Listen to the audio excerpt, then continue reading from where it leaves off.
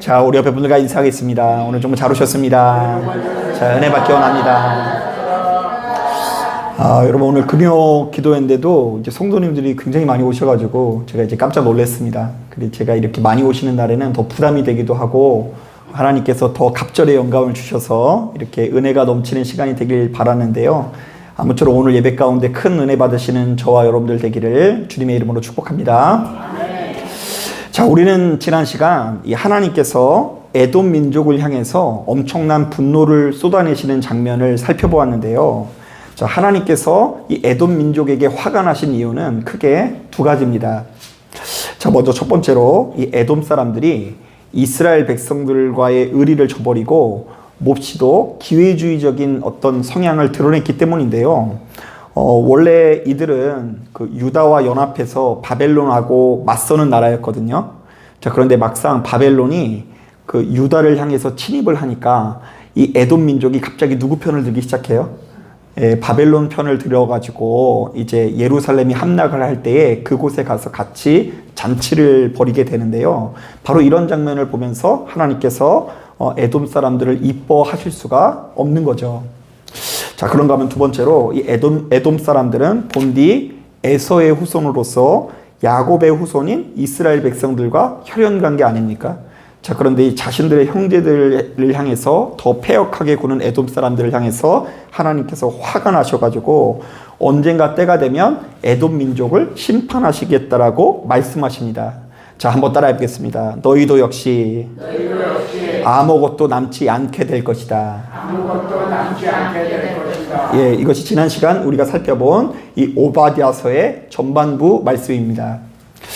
자, 그런데 오늘 우리가 읽은 이 본문을 보니까 이 하나님의 분노가 분명히 시작할 때는 에돔에서 시작했는데 자가 그 분노가 이제는 온 열방으로 확산이 되는데요. 자, 이른바 하나님께서는 에돔뿐만이 아니라 끝없이 악을 행하는 모든 나라들을 반드시 심판하실 것을 약속하십니다. 자, 그런데 오늘 우리가 읽은 본문을 통해 사실은 이 과정에서 굉장히 중요한 두 가지 메시지를 전하는데요. 자, 먼저 첫 번째로 이 땅에 도래할 여호와의 날에 대해서 소개하고요. 자, 그리고 두 번째로 시온의 회복에 대해서 말합니다. 자, 이거 굉장히 중요한 말씀인데 여러분들 이것을 알아야지 이제 나중에 이제 구약 성경, 특히 예언서를 읽을 때 우리가 이해가 될 수 있어요. 자, 한번 따라해 보겠습니다. 언젠가 때가 되면 여호와의 날이 올 것이고 바로 그때에는 시온이 회복될 것이다. 그래서 이제 이 오바댜서가 좋은 게 뭐냐면요. 이 다른 말씀은 굉장히 길잖아요. 이사야서, 예레미야 다 긴데 그 가운데 이 여호와의 날이 무엇인지, 시온의 회복이 무엇인지 이게 발견하기 어려운데 이거 한 장밖에 안 되는 말씀이기 때문에 이 개념을 익히기가 너무 좋아요. 여러분, 우리가 이것을 제대로 이해하지 못하면 이스라엘 백성들이 도대체 왜 이 땅에 오신 예수를 배척했는지, 그분을 받아들이지 않았는지를 이해하기 어려울 수 있고요. 더 나아가서는 주님께서 말씀하신 하나님의 나라가 무엇인지를 제대로 이해하기 어려울 수 있는데요. 자, 그래서 저는 이번 시간을 통해서 여호와의 날과 시온의 회복에 대한 이야기를 조금 더 구체적으로 해보려고 합니다. 그래서 이 금요일 날 가뜩이나 피곤해가지고 오셨는데 그냥 재미난 얘기도 하고 그냥 제가 막 기도했더니 하늘문이 연 얘기 막 이런 얘기 좀 해야 되는데 너무 어려운 얘기 하니까 좀 싫으시죠? 고마워요. 귀를 쫑긋 세우시고요. 이제 사실 제가 기도하다 하늘문이 연 거는 별것도 아닌 거예요. 제가 열린 거지 여러분들한테 열린 거 아니잖아요. 더 중요한 건 하나님의 말씀인데요. 아무쪼록 귀를 기울이시고 큰 은혜 받으시는 저와 여러분 되길 주님의 이름으로 축복합니다. 네. 자, 먼저 이 땅에 도래할 여호와의 날에 대해서 설명을 드리자면 바로 이 날은 하나님의 나라와 통치가 완성되는 마지막 때를 가리키는 단어인데요. 자, 바로 이 날에는 하나님께서 이 땅에 모든 죄악과 사망의 권세를 심판하신다는 점에서 매우 무서운 날이기도 하고요. 반면에 끝까지 참고 인내하면서 하나님을 바라보는 자들에게는 진정한 승리와 구원이 찾아오기 때문에 기쁨과 즐거움의 날이라고 할 수 있을 것 같아요. 자, 그러니까 하나님께서 이 땅을 심판하신다는 것은 여러분들에게 무서운 일이에요? 아니면 즐거운 일이에요? 근데 즐겁다고 하기도 좀 그렇죠. 그죠? 남이 뭐 망하고 이런 꼴을 보는 것을 보고 즐거워할 수는 없는데, 그닥 그렇게 무서워할 필요는 없다라는 것은 분명해요. 자, 실제로 이사야서 65장은요, 이 땅에 도래할 여호와의 나라의 풍경을 이렇게 묘사합니다. 보라, 나의 종들은 먹을 것이로되 너희는 줄일 것이니라. 보라, 나의 종들은 마실 것이로되 너희는 갈할 것이니라. 보라, 나의 종들은 기뻐할 것이로되 너희는 수치를 당할 것이니라. 자, 그러니까 하나님의 백성은 두려워할 필요가 없고, 악인들이 크게 두려워해야 하는 심판이라는 것이 성경에 낱낱이 기록되어 있어요. 자, 이것을 어떻게 설명할까? 여러분 혹시 그 춘향전이라는 고전 소설에 대해서 들어보신 적 있으시죠? 자, 거기 보면 이 변사또라는 부패한 관리가 자신의 권력을 이용해서 춘향이에게 수청을 요구하고요. 또한 자신의 욕망을 채우기 위해서 죄 없는 백성들에게 마구 폭력을 행사하는 장면이 나옵니다. 자, 그러나 춘향이는 이 변사또의 폭정에 맞서서 죽기까지 수청을 거부하게 되는데요. 자, 바로 이때만 하더라도 춘향이는 약자 중에 약자이고요, 변사또는 강자 중에 강자 아닙니까? 하지만 우리가 잘 알고 있는 것처럼 결정적인 순간 이 두 사람의 처지가 완전히 역전되는데요. 왜냐하면 이 춘향이와 정인 관계에 있었던 이몽룡이 임금님이 파견한 암행어사였기 때문입니다. 자, 그래서 어딘가에서 이제 이런 소리가 들려오죠. 암행어사 출두야 라고 했는데요. 이 암행어사 출두야라는 말이 굉장히 이중적인 메시지가 됩니다. 자, 지금껏 악을 행해오던 변사또에게는 이게 어떤 메시지로 들릴 수 있어요? 심판의 메시지로 들려서 벌벌 떨게 되고요. 그리고 끝까지 정조를 지켜오던 춘향이에게는 승리와 구원의 메시지입니다. 자, 봐라, 이제 너는 풀려났다. 변사또는 망하고 너는 풀려나게 될 것이다. 자, 그런데 무수히 많은 선지들이 아니죠. 무수히 많은 선지자들이 사실은 이렇게 두꺼운 성경을 통해서 비슷한 메시지를 전하는데요. 자, 언젠가 때가 되면 이 땅에 여호와의 날이 올 텐데, 주님의 날이 올 텐데, 마지막 날이 올 텐데, 바로 그 날이 오면 악인은 그 죄를 단죄받아 심판을 받을 것이고, 끝까지 의롭게 살아오던 의인들은 진정한 승리와 구원을 누리게 될 거라고 예언하고 있습니다. 아멘. 자, 그러면서 이 땅에 여호와의 날이라는 것이 올 때에는 그 무엇보다 시온이 회복될 거라는 예언이 이어지는데요. 이때 이 시온이라는 말은 엄연히 따졌을 때는 요새라는 뜻으로서 적의 침입을 받는다, 못 받는다? 못 받는다라는 뜻으로서 예루살렘 성전이 지어진 높은 산을 말합니다. 그러니까 산 이름이 원래는 시온이에요. 자, 그런데 그 산에 뭐가 있다고요? 예루살렘의 성전이 있기 때문에, 예루살렘 성이 있기 때문에 이 시온이라는 말 자체가 굉장히 긍정적인 의미를 담고 있어요. 바로 1차적으로는 예루살렘 성 자체, 예루살렘의 성전 자체가 시온이라고 불리고요. 또한 거룩한 장소, 하나님과 만나는 장소도 뭐라고 부를 수 있어요? 시온이라는 의미도 있고요. 마침내 요한계시록에서는요, 하나님께서 친히 다스리고 통치하시는 천국도 시온이라고 표현합니다. 자, 그런데 어쨌든 이 땅에 여호와의 날이 오면 완전히 무너진 시온이 회복되면서 이스라엘 백성들이 그 어떤 민족보다 영광스러운 모습으로 거듭나게 되는 것이 약속되어 있는데요. 자, 오늘 본문에도 이 같은 내용이 나올까요, 안 나올까요? 자, 나옵니다. 자, 여호와의 날이 왔더니 시온이 회복된다고 하는데요. 자, 우리 15절부터 18절 말씀, 우리 총기를 가지고 한번 천천히 읽어볼게요. 15절부터 18절까지 읽어봅니다. 시작. 여호와께서 만국을 벌할 날이 가까이 왔나니 내가 행한 대로 너도 받을 것인즉 내가 행한 것이 내 머리로 돌아갈 것이라. 너희가 내 성산에서 마신 것 같이 만국인이 항상 마시리니 곧 마시고 삼켜서 본래 없던 것 같이 되리라. 오직 시온산에서 피할 자가 있으리니 그 산이 거룩할 것이요 야곱 족속은 자기 기업을 누릴 것이며 야곱 족속은 불이 될 것이며 요셉 족속은 불꽃이 될 것이요 에서 족속은 지푸라기가 될 것이라. 그들이 그들 위에 붙어서 그들을 불살을 것인즉 에서 족속에 남은 자가 없으리니 여호와께서 말씀하셨습니다. 자, 말씀을 보니까 언젠가 때가 되면 온 열방이 자신의 행위에 따라 심판을 받게 될 거라고 경고하는데요. 이른바 악인들은 본래부터 없었던 것처럼 완전히 파괴되고 무너질 거라고 경고하십니다. 자, 바로 이런 차원에서 지금까지 이스라엘 백성들에게 큰 범죄를 저질렀던 에돔부터 하나님께서 처단하신다라고 말씀하시는데요. 여러분, 지푸라기에 불을 붙이면 그 지푸라기가 어떻게 되죠? 순식간에 타오르는 것처럼 에돔은 이제 더 이상 흔적조차 나타나지 않을 것이고, 그리고 이 땅에 그래도 이 야곱의 후손들인 이스라엘은 계속해서 이렇게 풍요로움을 영위해 나갈 것이 예언되고 있습니다. 자, 한번 따라 보겠습니다. 에서와 야곱의 처지가 역전될 것이다. 한번 따라하겠습니다. 에서는 낮아지고 야곱은 높아지게 될 것이다. 자, 그런데 제가 방금 전까지 이야기한 것처럼 바로 이 같은 메시지는 오늘 우리가 읽은 이 본문뿐만이 아니라 성경 곳곳에서 이어지는데요. 자, 이른바 각종 예언서들마다 심판의 대상이 되는 나라는 다르지만 결국 그 속에 담긴 메시지는 이와 같습니다. 이 땅에 여호와의 날이 온다 안 온다? 온다. 자, 지금 겉으로 보았을 때는 변사또가 힘이 있는 것 같아요.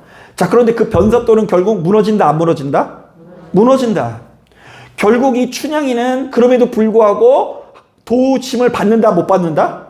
받는다. 그러므로 너희는 이 폭정에 휘둘리지 말고 그것에 끝까지 저항하면서 누구를 바라보라고요? 하나님을 바라보라는 메시지가 담겨 있어요. 이 땅에 여호와의 날이 오면 악인은 뼈도 못 추릴 것이다.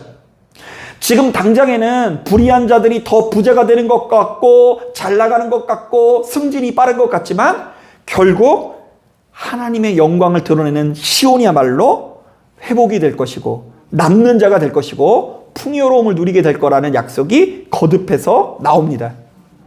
자, 그렇다면요, 여러분 이거 한번 우리가 적용해 봅시다.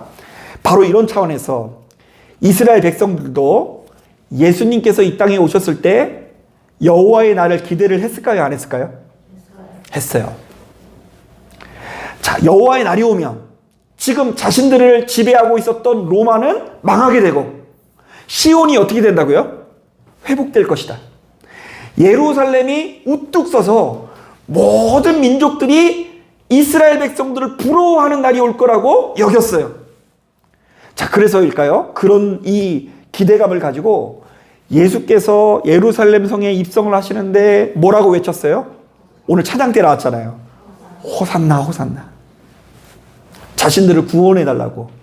하나님께서 반드시 여호와의 날을 이 땅에 허락해 주시사 이 시온이라는 것이, 예루살렘이라는 곳이 높아질 것을 기대하면서 그들이 환호를 보냅니다. 자, 그런데요, 여러분, 막상 이 예수님께서 이 땅에 오시자마자 야, 모여봐, 군대 조직해, 로마랑 싸우자 이랬으면 죽지 않으셨을 거예요. 근데 오시자마자, 예루살렘 성에 오자마자 하신 게 뭔지 아세요? 일단 성전에서 장사하는 사람들의 장사반을 뒤엎으시고요, 이렇게 썩어 있는 예루살렘은 어떻게 될 거라고 이야기해요? 무너지게 될 거라고 말씀하세요. 자, 지금 이스라엘 백성들의 기대했던 건 이게 아니에요. 지금 이스라엘 백성들은 메시아라는 존재가 오면서 여호와의 날이 올 것을 기대한 거예요. 해도 로마가 너무 많이 세금을 떼어갑니다. 자, 로마가 너무 힘이 센 데다가 강력해서 이스라엘 백성들이 그들을 이길 수 있는 방법이 없는 거예요. 그리고 흉폭한 로마의 지도자 같은 경우에는요, 이 이스라엘 백성들의 저항군 3,000명을 십자가에 못 박아 죽게 만들어요. 여러분, 사람이 그냥 단두대에서 목을 탁 잘라버리는 게 굉장히 인도적인 사형 방법인 거 아세요? 사람이 고통스럽게 천천히 죽어가는 것을 지켜보는 것만큼 힘든 일이 없어요. 그런데 자신의 조국 이스라엘의 독립을 위해서 피를 흘렸던 독립군 3,000명이 로마에 의해서 아무런 죄도 없는 것 같은 사람들인데 십자가에 매달려 돌아가신다고 하면 안 되죠. 죽는 장면을 볼 때에 그들이 로마를 향해서 이를 갈았어요. 로마는 무너질 것이다. 로마는 망할 것이다. 하나님께서 이제 우리를 들어 세우셔서 예루살렘은 다시금 회복될 것이다. 이런 식으로 그들은 기대했는데 예수께서 그런 기대를 저버려 주셨기 때문에 백성들은 분노하게 된 것입니다. 자, 그런데 그들이 간과한 것이 있는데요. 자, 하나님께서 이 땅에 여호와의 날을 통해서 심판하신다고는 하는데요. 어느 나라를 심판한다라고 하는지 잘 봐야 되는데요. 자, 우리 15절 말씀 천천히 한번 읽어볼게요. 15절 시작. 여호와께서 만국을 벌할 날이 가까이 왔나니. 됐어요. 여기서 이 만국이라는 것은요, 이스라엘이 포함되는 것 같아요? 안 되는 것 같아요? 네, 포함되는 것을 그들이 간과한 거예요. 자, 그러니까 이스라엘이라고 해서 무조건 회복된다라는 이야기는 아니고요. 이스라엘이라고 해서 무조건 시온으로 여겨진다라는 것은 아니에요. 이스라엘이 이방인들보다 더 크게 악을 행하면 이스라엘과 이방인의 천지가 언제든 역전될 수 있다라는 이야기죠. 자, 지금 당장에는 에돔이 힘이 세요? 이스라엘이 힘이 세요? 에돔이 힘이 세지만 여호와의 날이 오면 에돔과 이스라엘의 힘이 역전되는 것처럼 여호와의 날이 왔을 때 이스라엘 백성들이 하나님 앞에서 선하고 아름다운 모습을 보인다고 한다면 높아지겠지만 오히려 이방인들보다 더 악하고 더러운 모습을 보이면 그들도 역시 심판의 대상이 될 수 있다는 것을 그들이 간과한 것입니다. 자, 그러니까 여러분, 이것은 오늘날 이 시대에도 동일하게 적용시킬 수 있는데요. 자, 여러분, 우리가 직분을 받으면 받을수록 구원에 더 가까워지는 것 같아요? 아니면 멀어지는 것 같으세요? 멀어지는 것 같으세요? 저희 너무 예상 못한 질문이 대답이 나와가지고 깜짝 놀랐는데, 그럴 수 있어요. 충분히 일리가 있어요. 그런데 제가 말씀드리는 거는 직분을 받는다고 해서 우리가 구원이 더 가까워지는 것도 아니고 멀어지는 것도 아니에요. 자, 그런데 지금 당장에는 내가 장로가 되고 권사가 되면 믿음이 좋은 것 같은데, 내가 장로라고 해서 권사라고 해서 무조건 구원받는 것이 아니고, 지금 내가 영광스러운 모습에 있을지라도 내가 여호와의 날이 왔을 때에 그 앞에 서서 합당하지 못한 사람이라고 한다면 얼마든지 역전될 수 있다는 것을 기억하시길 바랍니다. 네, 그래서 저도 참 무서운 거예요. 목사라고 해서 무조건 구원받는 거 아니다. 지금 당장에는 흰색 막 가운을 입고 막 로만 카라라고 해서 여기 막 신부님처럼 뭐 끼고 막 이러니까 신령해 보이잖아요. 그거 아무것도 아니다. 처음 된 자 나중되고 나중된 자가 처음 될 수 있다. 이게 누가 말하는 여호와의 날이에요? 주님께서 말씀하시는 여호와의 날이에요. 이스라엘 백성들은 예루살렘이 높아지는 여호와의 날만을 기대했지만 예수님께서는 그런 여호와의 날을 말씀하시지 아니하고 유대인들일지라도 나중된 자가 될 수 있는 여호와의 날에서 말씀하신 것입니다. 자, 어쨌든 오늘날 이 시대를 살아가는 우리들은 본문에 담긴 메시지를 통해서 매우 중요한 교훈을 얻게 되는데요. 자, 크게 두 가지의 메시지를 얻을 수 있습니다. 자, 첫째, 예수 믿는 우리들은 지나치게 눈에 보이는 세상 권세나 쾌락에 지배당하지 말고 역사의 주관자 되시는 하나님을 바라볼 수 있어야 될 줄로 믿습니다.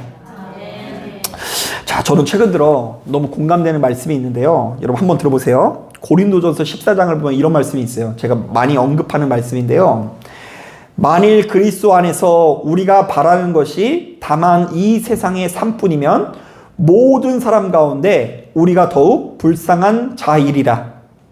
이 말은 뭐냐면 천국과 지옥이라는 것이 내세라는 것이 존재한다는 걸 믿지 않고 우리가 이 세상에서만 살다가 죽는다라고 생각하는 사람들은 어떤 사람들이라고요? 불쌍한 자들이래요. 그도 그럴만해요. 여러분, 이 세상이 전부라고 한다면요, 여러분 최훈 목사가 더 행복한 사람이에요? 아니면 삼성전자 이재용 목사님이래. 이재용 회장님이 더 행복한 사람이에요? 저예요? 감사한데요. 여러분, 어머니 따졌을 때 이 세상이 전부라고 한다면 돈 많은 사람들만큼 더 즐길 수 있는 사람이 어디 있어요? 제가 과거에 삼성그룹의 어떤 회장님, 아버지 회장님이 이제 그 차고에 전 세계에서 가장 희귀한 차, 좋은 차들 100대 이상이 있다는 걸 들었는데요. 그 100대의 가격이 500억에 육박한다는 얘기를 들었어요. 야, 자동차 한 대 적어도 몇 억이에요? 제가 수학을 못하니까 집에서 계산해 보세요. 아, 막 그냥 1억짜리 차도 아니고 막 엄청나게 비싼 차들이 그 지하에 100대가 있대요. 자, 그런데요, 여러분, 그 100대를요 놓고 돌아가실 때 되게 아까울 것 같죠? 여러분, 제 차는 한 대거든요. 2009년형인데 아직까지 타고 있으니까 15년 정도 타고 있는 것 같은데 15년 동안 16만 킬로를 탔어요. 1년에 한 10,000 킬로 정도 타요. 그나마도 우리 사모님이 출근하면서 매일 끌고 다니는 바람에 올라간 거고 저는 거의 안 타고 다녀요. 여러분, 차가 한 대인 제가 죽는 게 더 쉽게 죽을 것 같아요? 아니면 차가 100대인데 죽는 게 쉽게 죽을 것 같아요? 사실은 똑같은 죽음인데 저는 그래도 내가 죽은 다음에 우리를 위해서 또 다른 세계가 예비되어 있음을 믿으니까 더 책임감 있는 삶을 살아갈 수밖에 없죠. 자, 그런데 만약 저 천국이 존재한다는 걸 믿지 못하는 사람들은 그냥 슬프고 괴로울 수밖에 없는 거예요. 그러면서 뭐라고 이야기하는 줄 아세요? 고린도전서 15장을 보니까 천국이라는 것을 믿지 않는 자들, 내세라는 걸 믿지 않는 자들은 수시로 이렇게 말한다고 합니다. 한번 따라해 보겠습니다. 내일 죽을 터이니 먹고 마시자. 그래서 원래 먹고 죽은 귀신은 어떻다 그러죠? 이게 세상의 법칙이에요. 그러니까 이제 그들에게 저 천국이 없으니까, 하나님이 없으니까 그냥 먹고 마시고 죽자 이러면서 살아간다는 이야기죠. 실제로 이 고린도 지역에는 그런 것을 즐기기에 굉장히 유익한 시설들이 많이 있었는데요. 제가 전에 말씀드렸죠. 이 고린도에는요, 그 유명한 아프로디테 신전이라는 것이 있었는데요. 이 신전에는 미모의 여사제 1000명이 상주하고 있었어요. 이 아프로디테라는 이 여신이 미의 여신이거든요. 그러니까 얼마나 아름다운 여신이겠어요. 그 아프로디테 신전을 닮은 아가씨들 1000명이 그 안에서 상주에 있었는데 그 여자 사제와 성적인 관계를 맺을 때에 운세가 잘 풀린다고 생각하는 그들의 신앙이 있었어요. 자, 그러니까 신앙 목적으로, 쾌락 목적으로 그곳에서 남자들이 즐거운 시간을 보내는 것이 그 지역의 어떤 문화인 거죠. 또한 고린도에는요, 지금에도 흔치 않은데요, 2만 명을 동시에 수용할 수 있는 경기장이 있었습니다. 여러분, 우리 시흥에도 1만 명 들어가는 경기장 없잖아요. 그죠? 그런데 이 고린도 지역에 2만 명이 들어가는 경기장이 있으니 얼마나 재밌겠어요? 2만 명의 함성 소리가 더해져서 사자와 검투사가 싸우는 장면을 보면서 환호하는 장면을 여러분 한번 상상해 보세요. 자, 여러분, 이런 분위기에서 내일 죽을 터이니 먹고 마시자 하는 이 사람들이 얼마나 방탕하게 살았겠습니까? 자, 고린도는 거의 환락의 도시일 수밖에 없는 거죠. 자, 그렇다 보니 사도 바울은 바로 이것을 지적하면서 말합니다. 자, 봐라. 너희가 너무나 지성적이고 수준 높은 철학을 가까이 하지만 너희 도시는 얼마나 방탕한가. 철학의 도시인 고린도는 결국 하나님을 바라볼 수 있는 눈이 없으니, 천국을 바라볼 수 없는 눈이 없으니 결국 너희들이 가지고 있는 지성에 비해 너무나 초라한 삶을 살고 있다. 그러니 나의 눈으로 볼 때 너희가 불쌍하게 보인다라고 이야기하는 거예요. 자, 그런데 여러분, 이것은 오늘날 이 시대를 살아가는 우리들에게도 동일하게 적용해 볼 수 있는 문제예요. 여러분, 차가 100대가 있는 사람이 행복해요? 아니면 한 대 있는 우리가 행복해요? 어차피 못 가지니까 한 대 있는 게 낫다고 해주세요.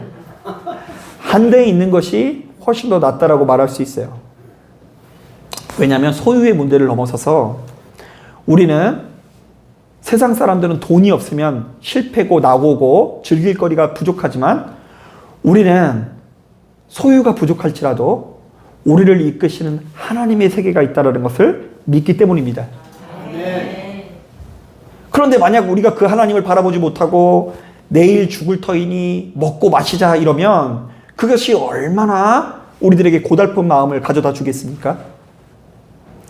세상 사람들도 사업이 안 될 수 있고 예수 믿는 우리들도 사업이 안 될 수 있죠.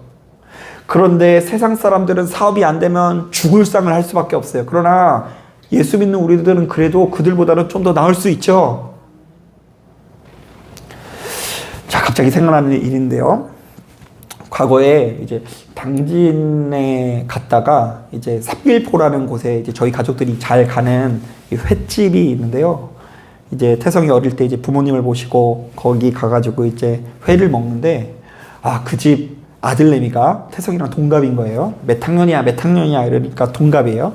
그럼 얘는 조그마한데 엄마 아빠한테 다 그런 것들을 이렇게 입력을 받았나 봐요. 저희 아들을 보자마자 이렇게 물어보는 거예요. 야, 니네 아빠 차 뭐야? 물어보더라고요. 근데 이제 우리 아들이 그래서 잘 모르니까 포르테 이렇게 얘기를 했는데, 포르테예요, 포르테. 근데 이제 걔가 포르쉐로 막 알아들을 거예요. 포르테니까 포르쉐예요? 야, 그렇게 좋아? 니네 아버지 그렇게 부자야? 이러면서 약간 기가 죽는데, 그러니까 바로 얘기하더래요. 야, 니네 집 몇 평이야? 이렇게 물어보더래요. 그래서 몇 평이라고 이렇게 해가지고 이렇게 대결하는 걸 볼 때, 야, 이 초등학교 때부터 우리도 모르는 사이에 이런 공식이 있구나. 그런데 하나님께서 저를 높여주셔가지고 포르테가 포르쉐로 들리는 역사로 이 길을 죽인 거죠. 여러분, 우리가 하나님이라는 이름을 빼놓고 보면 포르테인지 포르쉐가 굉장히 중요한 문제일 수 있어요. 우리가 이 땅에서 얼마나 거부인지, 얼마나 좋은 대학을 나왔는지가 굉장히 중요한 문제일 수 있습니다. 자, 그러나 우리는 죽음을 모든 것의 끝으로 여기지 않고요, 죽은 자가 다시 생명을 얻어 되살아나는 것을 믿을 뿐더러 우리에게 저 천국이 예배되어 있다는 것을 믿는 신앙을 가지고 있기 때문에 세상 사람들과 전혀 다른 방식으로 살아갈 수밖에 없다는 것을 기억하시길 바랍니다. 그래서 세상 사람들은 아프고 그냥 이제 천국이 올 날이 얼마 안 남은 것 같고 이러면 다 우울하게 살아갈 수밖에 없지만, 우리는 그래도 어디를 바라봐야 된다고요? 천국을 바라봐야 될 줄로 믿습니다. 그러니까 여호와의 날은 시온에 관한 신앙으로 연결되는데, 그 시온은 결국 천국을 의미하는 거예요. 자, 그런가 하면 두 번째로, 예수 믿는 우리들은 우리가 떡으로만 살아가는 존재가 아니라 하나님의 말씀에 의지해서 살아가야 한다는 존재라는 것을 기억하시길 바랍니다. 자, 제가 지금도 계속해서 얘기했지만 이 세상은 그저 돈 많고 힘 있는 자가 최고인 것처럼 느낄 수 있습니다. 돈 있으면 좋은 것도 많이 먹고 좋은 집에서 살고, 심지어 돈 있으면 교회도 크게 질 수 있으니 이 세상의 주인은 마치 돈처럼 느껴질 수 있죠. 실제로 제가 오늘 여기서 이제 아까 예배 준비하다가 기도하는데, 아, 오늘따라 왜 이렇게 뚝딱뚝딱 거리는지 진짜 막 여기 막 뒤통수가 울릴 정도예요. 그래가지고 순간적으로 기도하다 어떤 상상이 되냐면, 제 통장에 50억이 생기는 상상이 들더라고요. 기도하다 말고. 아멘 하시는 거 보니까. 왜 제가 50억이 필요한 줄 아세요? 50억 정도면 어디 그냥 뭐 세워가지고 거기서 우리끼리 오붓하게 예배드릴 수 있는 환경이 될 거라는 생각이 드는데, 비전도 있고 꿈도 있는데 뭐가 없어요? 돈이 없어요, 돈이. 그러니까 이제 그것만 보더라도 우리에게 돈이 최고인 것처럼 느껴지는 세상이에요. 아니, 목사가 뒤에서 뚜까뚜까 한다고 통장에 50억이 갑자기 들어오는 상상을 하는데, 여러분들은 주어진 환경 속에서 그런 종류의 상상을 얼마나 많이 하겠어요? 자, 그렇다 보니 생각보다 많은 사람들이 수단 방법을 가리지 않고 때로 하나님 앞에 불법을 행하더라도, 우상을 숭배하더라도 그저 돈 많이 벌고 강한 힘을 갖는 것을 최고의 축복으로 여기곤 합니다. 그래서 그냥 재미로 본다고 하면서 연초에 어디 갔다 오신 분들 되게 많이 있어요. 재미로 본대. 믿는 건 아니에요. 절대로 믿는 건 아니고 재미로 본다는 거고, 혹시나 해가지고 뭐 날짜 계산해가지고 길한 날과 뭐 안 좋은 날 뭐 이거 다 계산을 하는데, 그거 자체가 어떤 의미가 있냐면 하나님만 섬기는 게 아니라 하나님과 재물을, 하나님과 우상을 함께 섬기는 종류의 인간이라는 것을 우리에게 드러내는 거예요. 하지만 언젠가 때가 되면 이 땅에 여호와의 날이 온다라는 것을 기억하십시오. 이른바 하나님께서는 이 땅을 두루 살피시사 바로 그 사람의 행위에 따라 심판하시는 때가 온다라는 이야기입니다. 자, 대개의 경우 우리의 인생 가운데 그 심판이 오는 경우가 많아요. 그래, 일평생 좋은 것을 심는 사람은 좋은 걸 거둬요. 그래서 여러분, 사실은 이 제일 조심해야 되는 게 뭐냐면 빚지는 거 조심해야 돼요. 이 빚지는 것이 왜 조심해야 되냐면 만기일이 도적같이 올 줄로 믿습니다. 빚 내면 그냥 끝나는 게 아니에요. 다달이 걸어가요. 도래하게 돼 있어요. 빚을 씹으면 만기일이 도래하게 돼 있어요. 그걸로 인해서 어려운 게 우리에게 도달하게 돼 있고요. 이 카드라는 것도요, 쓸 때는 좋죠. 돈 안 들고. 근데 그것도 역시 나중에 갚아야 되지 않습니까? 자, 그런데 제가 너무 돈만 얘기하는 것 같은데, 일평생 사랑을 심는 사람, 용서를 심는 사람이 좋은 열매를 거둬요. 그런데 맨날 욕심만 심고 탐욕만 심고 하나님과 재물을 겸하여 섬기는 것이 결국 하나님도 기쁘게 못하게 하고 돈신도 기쁘게 못하게 하고 내 품에 아무것도 오지 못하는 심판의 때를 경험할 수 있다는 것을 무서운 마음으로 받아들이셔야 돼요. 우리가 살아가는 이 세상에서도 이미 심판의 역사가 나타나는 경우가 많아요. 그래서 우리에게 주어진 있는 이 하루를 아주 소중하게 생각하면서 좋은 것을 심어야 돼요. 자녀들이 결혼을 할 때 새로운 식구가 들어오잖아요. 두렵고 떨리는 마음으로 대우를 해야 돼요. 며느리가 온다, 사위가 온다, 좋은 것을 심어야 될 줄로 믿습니다. 그리고 설령 살아생전 충분한 심판이 없을지라도 결국 죽은 이후에라도 여호와의 심판의 때를 맞이한다는 것을 우리는 기억해야 됩니다. 자, 그러면 바로 그 하늘나라를 바라보고 여호와의 날을 바라보는 사람들에게는 우리가 진정으로 누려야 되는 축복이 시온의 회복일 수밖에 없어요. 한번 따라해 보겠습니다. 예수 믿는 우리들이 누려야 하는 가장 큰 축복은 시온의 회복이다. 자, 이때 이 시온의 회복은 이스라엘 백성들은 어떻게 받아들였냐면 로마를 물리치고 지네들이 잘 사는 나라가 되는 것이 시온의 회복이라 생각했어요. 자, 그런데 우리 주님께서 요구하시는 시온의 회복은 성전이 성전다워지는 것을 의미하고요. 예수 믿는 우리들의 삶에 하나님의 뜻이 이루어져서 우리가 서 있는 이 땅이 하나님께서 기뻐하시는 땅이 되는 것을 의미합니다. 그러니까 누가 성전이에요? 내가 성전인데 이 성전이 성전다워지고 주변 많은 사람들에게 인정받을 수 있는 성전이 되어지는 것이 시온의 회복이라는 이야기예요. 실제로 베드로전서 3장에도 이 땅에 도래할 주님의 날, 여호와의 날을 이렇게 소개합니다. 한번 들어보세요. 주의 날이 도적같이 오리니 그날에는 하늘이 큰 소리로 떠나가고 물질이 뜨거운 불에 풀어지고 땅과 그 중에 있는 모든 일이 드러나리로다. 이 모든 것이 이렇게 풀어지리니 너희가 어떠한 사람이 되어야 마땅하냐? 거룩한 행실과 경건함으로 하나님의 날이 임하기를 바라보고 간절히 사모하라. 자, 한번 따라해 보겠습니다. 너희가 어떠한 사람이 되어야 마땅하냐? 한번 따라해 보겠습니다. 거룩한 행실과 경건함으로 하나님의 날이 임하기를 간절히 사모하라. 예, 이게 시온의 회복이에요. 그러니까 이제 예수 믿는 우리들의 시온의 회복과 유대인들의 시온의 회복이 달라요. 어떤 면에서 지금 이스라엘 백성들은 지금도 전쟁 중에 있거든요. 이제 가가지고 폭격하고 이런 이유가 뭐냐면 시온을 회복하기 위해서요. 자신들의 땅을 회복하기 위해서 폭격을 가해서 다 죽여버려요.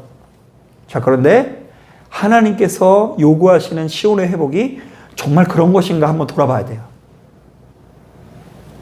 주님께서는 그것을 요구하시지 않았습니다. 예수 믿는 우리들은 우리가 어떠한 사람으로 살아가야 되는 것이 마땅한지를 제대로 알고 거룩한 행실과 경건한 태도를 가져야 되는데요. 이런 점에서 교회를 다니는 우리들에게 제일 중요한 태도 중에 하나가 코람데오라는 태도입니다. 이 코람데오는 앞에서라는 뜻의 라틴어 코람과 하나님을 뜻하는 라틴어 데우스가 합해진 말로 하나님 앞에서라는 뜻입니다. 자, 이것은 이 16세기 중세 시대 때 종교 개혁자들이 부패가 극에 달했던 이 교회를 개혁하는 과정에서 앞장 세운 말이기도 한데요. 우리는 모든 순간마다, 매 순간마다 누구 앞에 서 있는 것처럼요? 하나님 앞에 서 있는 사람처럼 하나님의 영광 아래 살아가라는 권면이 담겨져 있는 말이에요. 자, 우리 한번 따라 보겠습니다. 너희는 매 순간 하나님 앞에 서 있는 것처럼 살라. 그래서 재밌는 거 뭐냐면요. 당시에 이제 종교개혁이 일어나기 전에 카톨릭에서는 인간이 구원을 받기 위해서 세 가지를 잘해야 된다라고 생각을 했어요. 첫째, 헌금을 많이 할 때 구원을 받는다. 그래서 이런 차원에서 그 성당에서 파는 면죄부라는 것을 사야지 구원을 받는다고 생각했어요. 이게 이제 면죄부라는 증서인데 이것에 이제 한 1억 정도 하거든요. 싸죠? 아이고, 반응이 좀 현찮으신데? 아니, 생각해보세요. 우리가 평생 죽을 죄를 졌는데 1억 이거 사가지고 일평생 천국에 들어간다고 하면은 그 뭐 거저장사 아니에요? 다 살 것 같지 않나요? 돈만 있으면? 아, 이거 안 사시는 분도 있어요. 근데 이게 살 것 같지 않나요? 그래서 이제 그 당시에 어마어마한 금액을 주고 이 면죄부라는 걸 파서 살아야 된다고 생각을 했고요. 그리고 성직자한테 잘해야 된다라고 생각을 했어요. 성직자한테 잘할수록 복을 받는다. 세 번째, 기도를 많이 할수록 우리가 천국에 간다. 그래서 다 인간의 공로와 행위에 의지해서 그 구원의 문제를 연결시켰죠. 자, 그런데 이 루터라는 사람이 재밌는 이야기를 하는데요. 우리는 기도하는 것도 중요하지만 이 일을 열심히 할 때 구원을 받는다. 그 일을 어떻게 해요? 누구 앞에 서 있는 것처럼? 하나님 앞에 서 있는 것처럼 매사에 그분께 말을 걸고 정직하고 성실하게 일하면 그것이 하나의 기도가 되어서 하나님께 상달되어지고 구원을 받는다라는 파격적인 주장을 해요. 어떤 면에서 여러분, 오늘 여기 와서 여러분들이 예배드리고 있는데 너무나 바쁜 그 간호사, 소방수 같은 경우에는요, 지금 뭐 하고 있어요? 일하고 있잖아요. 근데 그 사람은 구원받고, 일하니까 구원받고, 하나님 앞에 서 있는 것처럼 성실하게 일하니까 구원받고, 우리는 이 자리에서 예배드리고 통성으로 기도하고 막 찬양하고 말씀도 어려운데 여호와의 날이 무엇인지 시온의 회복이 무엇인지 이런 거 듣고 있는데 그런데도 불구하고 우리가 구원을 못 받는다면 억울할 수 있잖아요. 그런데 루터가 왜 그런 얘기를 하냐면 진짜 중요한 건 인간의 행위나 공로가 아니라 하나님을 향한 믿음의 태도가 중요하다. 결국 구원은 인간의 행위가 아니라 하나님의 은혜로 받는 것이다라는 걸 강조하는 거예요. 그러면서 우리가 할 수 있는 것은 은혜의 태도밖에 없다. 일을 하면서도 은혜의 태도, 예배를 드릴 때도 은혜의 태도, 기도할 때도 은혜의 태도를 가져야 된다는 이야기예요. 자, 한 번 더 따라하겠습니다. 너희는 매 순간 하나님 앞에 서 있는 것처럼 살라. 자, 사랑하는 여러분, 죄된 본성을 가진 우리들은 그 누구도 예외 없이 죄된 욕망을 가지고 있습니다. 이걸 부인하면 안 돼요. 자, 이른바 우리는 남들보다 높아지고 인정받고 그들로 하여금 영광을 받고 싶은 열망이 우리 마음속에 자리 잡고 있다라는 이야기입니다. 자, 그렇기 때문에 우리는 자신도 모르게 스스로 왕이 되어 그 영광을 누리고 싶어 하고요. 또한 바로 그것을 위해서라면 하나님이 아니라 그 어떤 우상이라도 마음껏 섬길 수 있는데요. 그래서 이제 목사 입장에서 가장 힘든 것 중에 하나가 뭐냐면 누군가가 꼭 붙들고 있는 우상을 내려놓으라고 말할 때 진짜 어려워요. 가령 예를 들면 이런 식이에요. 제 친구 중에 한 명이 공무원 시험에 9번 떨어지고 10번째 도전하는 친구가 있었어요. 그 친구가 이제 저를 신령하게 여겨서 교회는 안 다니지만 운아, 그래도 네가 목사니까 네 의견을 좀 알려줘라. 나 이제 취업을 할까 아니면 한 번만 도전을 할까. 그래서 저는 그만두라 그랬어요. 그만두는 게 나을 것 같아. 내가 응답을 받고 이런 건 아니지만 상식적으로 너 할 만큼 했고 내가 니네 어머니 아버님 다 아는데 얼마나 고생하셨니. 이제 그만해라. 그랬더니 아직까지도 연락이 안 되고 있어요. 합격을 한 것도 아니고 기분 나빠가지고 아직도 연락을 안 하고 있고요.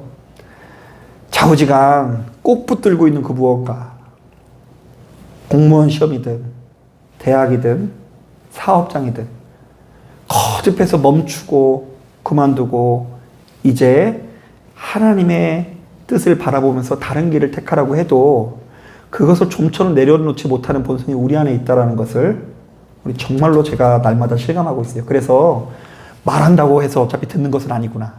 그것을 제가 날마다 실감하고 있어요. 그러므로 예수 믿는 우리들은 지금 내가 이 자리에 와서 예배드리고 있다는 그 행위보다 주님 앞에 겸손한 모습으로 무릎 꿇는 연습을 해야 하는데요. 이른바 진정한 통치자, 진정한 내 인생의 구원자는 오로지 주님밖에 없다는 것을 인정하면서 언제든지 나의 모든 것들을 내려놓을 수 있는 준비를 해야 된다는 이야기입니다. 자, 바로 이것이야말로 예수 믿는 우리들이 당장에는 힘들지만 흔들리지 않는 평안을 누리는 길이라는 것을 기억하시는 저와 여러분들이 되시기를 주님의 이름으로 축복합니다. 자, 기도하겠습니다.